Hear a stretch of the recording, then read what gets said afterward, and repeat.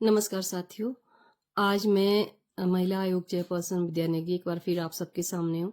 जैसा कि विदित है, अभी बर्फबारी बहुत ज़्यादा हुई है मनाली में भी और अन्य क्षेत्र में भी।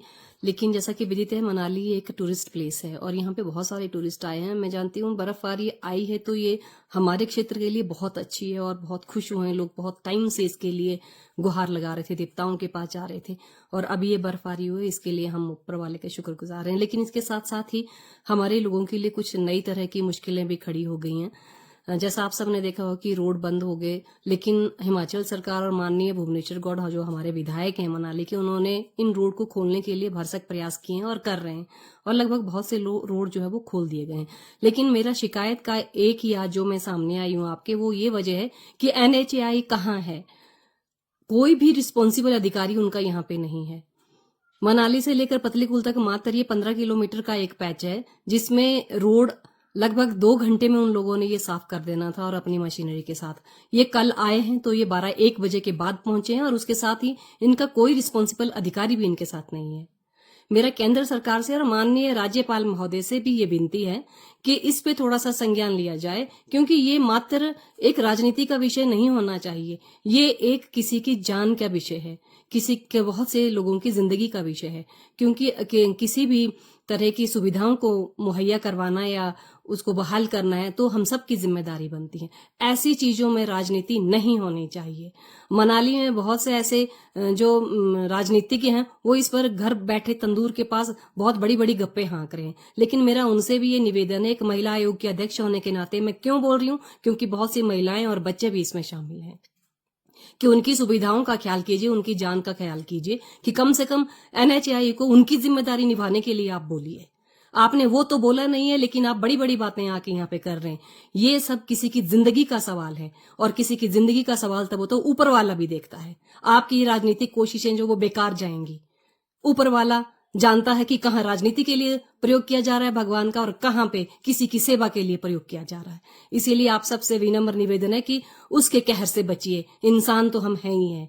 हमारे विधायक भुवनेश्वर गौड़ जी कर रहे हैं और पूरी तरह से मनाली में प्रशासन भी, हमारा SDM साहब हैं, DSP हैं, तहसीलदार हैं, अन्य जितने भी बिजली विभाग है, IPH है, PWD है, अपने अपने कार्य में बहुत अच्छे से लगे हुए हैं। हेल्थ डिपार्टमेंट के जितने भी हमारे डॉक्टर्स, BMO है, CMO है, सब अपने अपने काम में बहुत ही महारत हासिल है उन्हें और अपने जिम्मेदारी को बहुत बखूबी वो निभा भी रहे हैं, जैसा कि आप सब ने देखा होगा।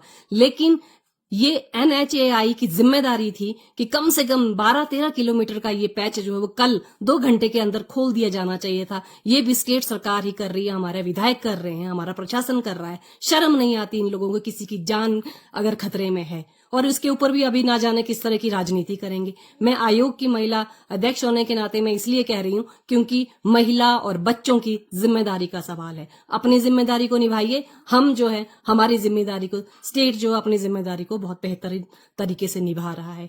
ये कोई राजनीति की बात नहीं है।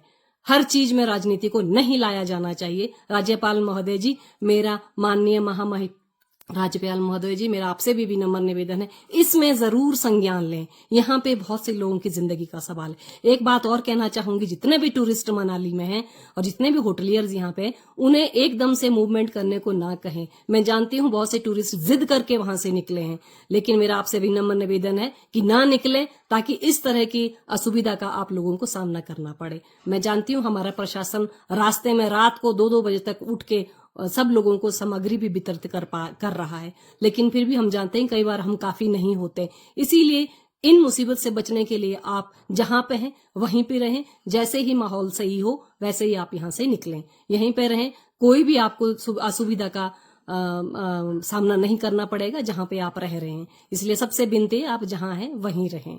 और सभी होटलियर से भी मेरी ये विनती है कि सबको सारी सुविधाएं मुहैया करवाएं ताकि वो 1-2 दिन सरवाइव कर सकें और कोई भी टूरिस्ट यहाँ से ना निकले जिससे कि आपको इस तरह की असुविधा का सामना करना पड़ा है। हमें पता चला कि टूरिस्ट भी बहुत जिद करके यहाँ से निकल रहे हैं। ना निकलें। ये कोई बहुत लंबे दिन का ऐसा नहीं है कि बहुत महीना दिन आपको यहाँ रहना पड़ेगा। कल ही बहुत सारी चीजें बहाल हो गई हैं। आज जो है ये पूरी तरह से बहाल हो जाएगा।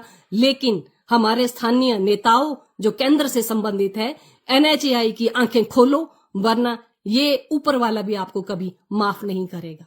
धन्यवाद।